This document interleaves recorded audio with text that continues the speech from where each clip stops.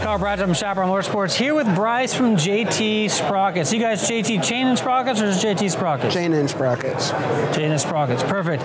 So when it comes to sprockets, what are we looking at? Like when the consumer needs to change out their final drive on their bike and then you put some new sprockets on, what should they look for? Like what are the key things that a consumer needs to know before doing that swap? Okay, so first off, you want to have dependable quality, and by that I'm talking about quality materials, quality finish. You want a sprocket that's made correctly, which means it's milled, it's machined, it's drilled. So you don't want a sprocket that's stamped. You don't want a sprocket that's just surface hardened or no hardening.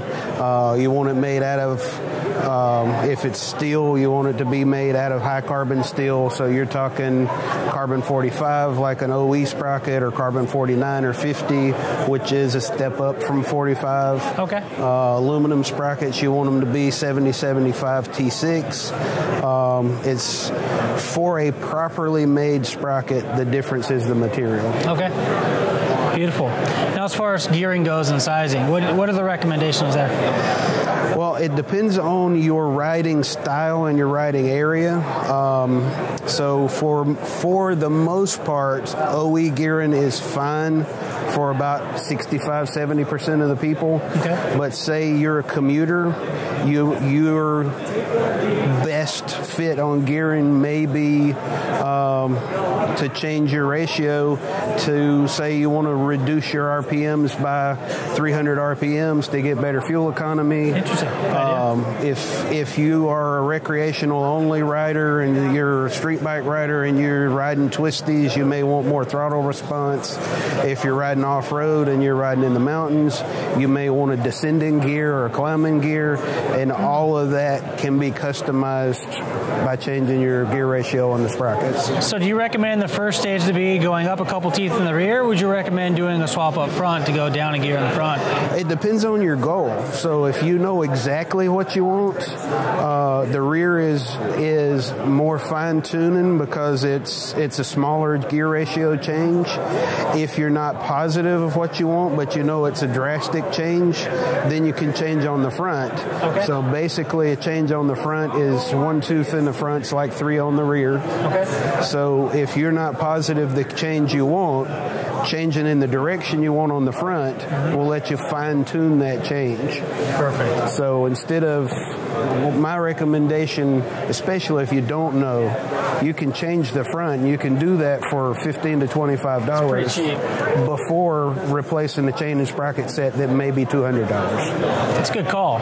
So if you're looking at potentially doing a gear change, he's suggesting you just buy the countershaft sprocket, swap that out, find out what ratio is going to be best for your application, and then you can go back to the drawing board and pick up a complete kit. It's going to be your front sprocket, rear sprocket, and chain, and dial it all in at one time. Yep, and then you can spend $25 and ride for 10 hours and know exactly what kind of gearing you want to do. That's a great before you spend all the money on the full kit. That's great. Then when it comes to chains, what are your recommendations there? Again, depends on the bike. Primarily, the biggest tip is look at the specifications for the chain you're looking at. Okay. For instance, our chain, our range is really simple. So we have a standard and a super, basically, if you want to look at it that way. So if you are looking at a street chain, you've got one, say 525 that it's rated up to 800 cc's is the standard chain, and then the super that's rated up to whatever you run. You know, if you're running a drag bike, obviously nobody's going to have a full warranty on that. But if you're a Gixxer 1000, you want a super bike chain because you're riding a super bike. Right. You know, your chain is not something that you want to buy on price. Primarily, you want to buy it on being the correct specs for the bike, and then you can decide whether if you want to buy on price, but be in the correct spec range. There you go. So that's the most important thing. Find out the correct spec, choose a chain based on that, and then you can go off of features of the chain once you get past that. Make sure you're in the right spec range, because if you're buying a chain for your super bike that is for a Ninja 500, you're not going to get the product you want, and you're going to be unhappy no matter what price you pay. It's true. It's true. There you go. It's a couple little ins and outs here from JT Sprockets. Thank you, sir. Sure. I appreciate it. Go to chatmoto.com and check out all of the JT Sprockets and chain kits that we have available there, or come visit us at our 160,000 square foot showroom in San Bernardino, California. I'm Kyle from Chaparral Motorsports. Until next time, take care and ride safe.